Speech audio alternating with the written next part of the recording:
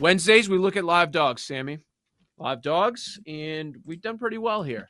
We've found a way to nail some big live dogs here in the NFL, and there's a number of them. I wrote down of ones that I could get to. Some I like right now for sure, and then some I think I could get to by the end of the week. I wrote down 6 possibilities. Oh. Do you have a lot? I don't have that many, but I have a couple that make me want to vomit. And let me start with 121, right near the top of the Sunday card, the Atlanta Falcons. I just bet them.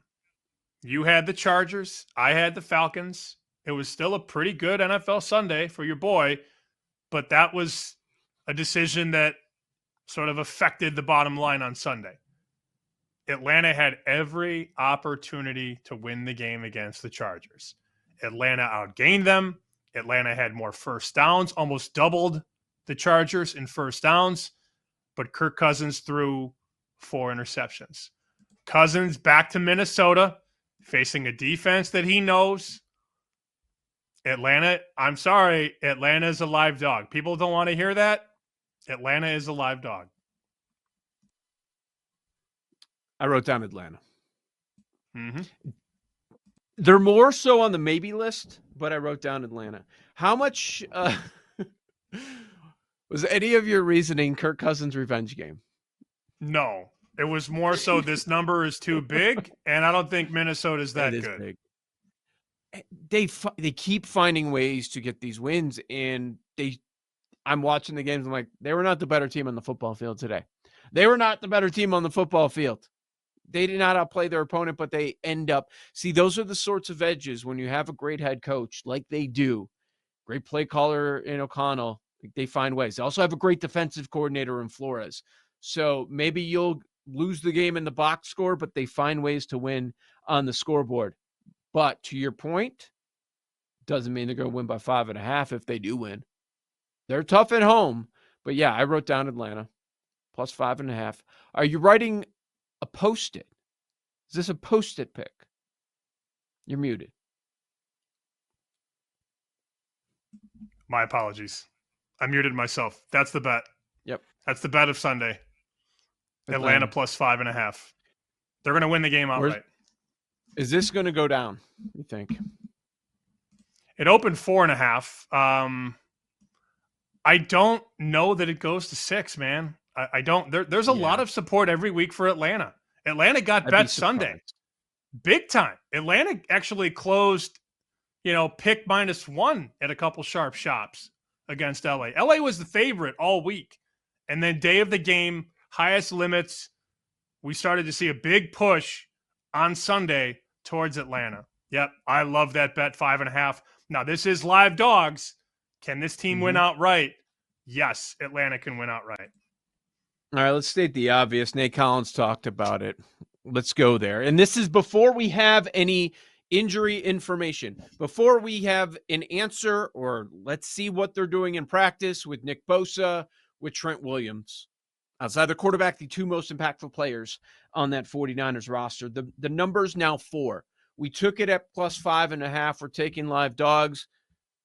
Bears money line. You have an issue with that? Sense. I already bet the 5.5. You bet the 5.5. So. Yeah, I bet some 4.5 too. I'm looking right now. Pinnacle has 3.5. A lot of books offshore are down to 4. It did get to 3.5 all over the place the other day, and then there was some buyback. People did come in and lay San Francisco -3.5, which makes sense. Look ahead number, San Francisco 6. So when it gets to 3.5, there's going to be a desire for some people to bet San Francisco and lay a shorter number. But then it gets back to 4, and you see the 4s start to come back. I believe San Francisco's cooked. That could be wrong. Maybe they get hot. That's a weird team in a weird year off a Super Bowl loss, multiple defensive injuries. We talk about their offense and McCaffrey and Purdy and Williams. They have a superstar hurt at almost every level of the defense. They do. I mean, we haven't mentioned Hufanga's name in a long time. He's been on the shelf for how long? Hargrave tore his tricep in the first month. Bosa's banged up. Their linebackers are not delivering because the way San Francisco's defense has worked is that their D-line creates the havoc and the pressure, which makes life easier on the linebackers. But when you don't have Hargrave and Bosa playing at high levels, your linebackers are affected. And when your front seven can't get home, it's tougher on your secondary. It's all correlated. All of their issues defensively are correlated. And they gave up 35 points in the snow. 35 in the snow. Now, Buffalo has a much better offense than Chicago. But San Francisco's a mess right now. A mess. They were falling all over the place, too. They were slipping on the field. It was a bad look. I can make the case that the Niners have missed, at times this year, their 9 best players on the roster. Their 9 best. This is obviously not in order, but starting with offense, Purdy, CMC, Trent Williams, Debo, Ayuk. Defense, Bosa, Hargrave, Greenlaw, Hufanga. Like, it's everybody. Kittle's been beat up throughout the season, too. Everything has gone wrong for this team. And you look at these last 3 Bears games, played the entire division, the best division in football. Packers, they lose in the block field goal at the end. Minnesota, they go to overtime. Detroit, Eberflus comes back home with the timeout in his pocket as the clock runs out. Like, are any of them going to finally go their way? You would think so. And the team's going to play hard. They love Thomas Brown, man. They really like Thomas Brown. So I know that's a rhetorical question, but the fact that you have to ask it is very funny. Will they finally get one to go their way? I have a buddy who goes to every Bears game. Paul has met him. Paul's been to his tailgate in Chicago. He goes to every home game and has a tailgate and goes to every road game. I was talking to him last night. He was trying to get me to go to the game. And I go, I'm not going to San Francisco. I'm not flying from Boston to San Francisco. Oh my God. Yeah. That's not happening to watch this team. But you know what he says to me last night on the phone? We're going to win this game. You should come. He hadn't said that all year. All year. I agree. He hasn't said that. So there's a belief in this downtrodden Bears fan base that they're going to beat perennial powerhouse San Francisco. And the market, honestly, the market agrees. The market says San Francisco could easily lose this game. After 6 straight losses, there is belief, and I bet you there's belief at Hallis Hall. And they do have the long week here with the Thanksgiving game. All right, give me another live dog here for week 14. Well, the Ramley, obviously. Oh, God. I did not write that I'm down. kidding. I'm kidding. So annoying. Better not. Don't even put that out there. No, here's one that I'm actually serious about. Let's go to Monday night. Dallas?